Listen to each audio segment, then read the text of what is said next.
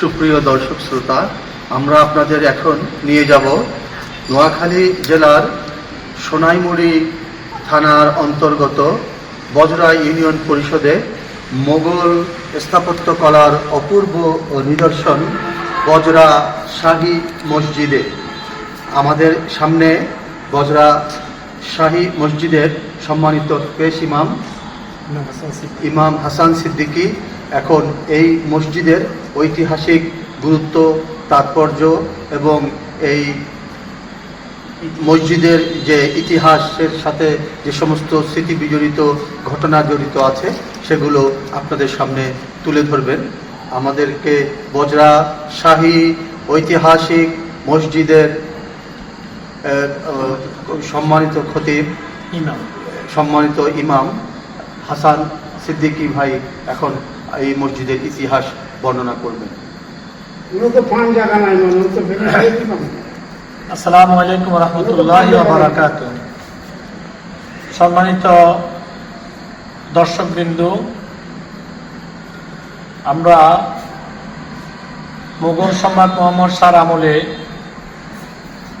জমিদার আমানুল্লাহ কর্তৃক 1154 হিজরি 1139 বাংলা 1741 খ্রিস্টাব্দে জমিদার আমানুল্লাহ দিল্লি শাহী মসজিদের আদলে এই মসজিদটি নির্মাণ করেন। মসজিদটি নির্মাণ করার পিছনে যে ইতিহাস, সেটা হচ্ছে মসজিদ মুঘল সম্রাট মোহাম্মদ শাহ তার রাজত্ব পরিদর্শনের জন্য তার দরবারের, তার রাজ্যের আপনার এই উনি যিনি মসজিদ রাজ্য পরিদর্শনের জন্য আসেন, তখন তিনি মসজিদকে তার সহকর্মীদেরকে নির্দেশ দিয়েছিলেন, যেখানে গিয়ে তোমাদের খাদ্য পানীয় শেষ হবে সেখানে গিয়ে তোমরা দিল্লি শাহী মসজিদের আদলে একটি মসজিদ নির্মাণ করবে। সে অনুপাতে ওনাদের এক সময় খাদ্য পানীয় শেষ হয়ে যায়, ওনারা এখানে বসতি স্থাপন করেন। এরপরে দিঘি খনন করেন, 15 একর 16 একর 56% মধ্যে একটা দিঘি খনন করেন এবং দিঘি খনন করে এই ভূমিকে নিচু ভূমিকে উঁচু ভূমিতে পরিণত করেন। এরপরে 25 থেকে 26 বছর সময় নিয়ে এই মসজিদটা নির্মাণ করেন। মসজিদ নির্মাণের 175 বছর পর জমিদার আমানুল্লাহর প্রতিষ্ঠাতার বংশধর খান বাহাদুর মৌলভী আলী আহমেদ এবং মৌলভী মজিরুদ্দিন আহমেদ জমিদার সাহেবগণ মসজিদের বোর্ডের মধ্যে বা সিরামিক দিয়ে এর সৌন্দর্য বর্ধিত করা হয়। জমিদারগণ মসজিদ নির্মাণের পর থেকে বংশানুক্রমিকভাবেই মসজিদ পরিচালনা করে এসেছিলেন। জমিদারের কথা উচ্ছেদের পর 1995 সনে উপজেলা নির্বাহী কর্মকর্তাকে সভাপতি করে 11 সদস্য বিশিষ্ট একটি কমিটি গঠন করেন।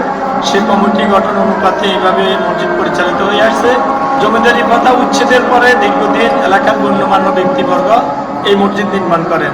মসজিদটি অক্ষ স্টেটের আয়তাভুক্ত হওয়ার কারণে বক্সপেস্টের ধারা অনুপাতে 1995 সনে মসজিদকে উপজেলা নির্বাহী কর্মকর্তাকে সভাপতি করে কমিটি গঠন করা হয়। জমিদারগণ যেভাবে বংশানুক্রমিকভাবে এই মসজিদের মতোয়াল্লি ছিলেন, মসজিদ নির্মাণ করার পরে সর্বদম শাহসুফি আবু সিদ্দিকীকে এই মসজিদের প্রথম ইমাম হিসেবে নিযুক্তি করেন।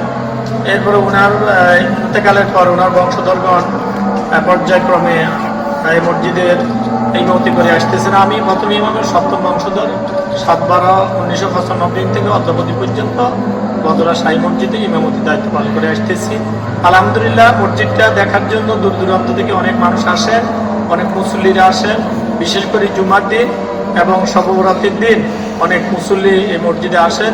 এই মসজিদে এসে 2 রাকাত নামাজ আদায় করায় ওনারা শান্তি পান।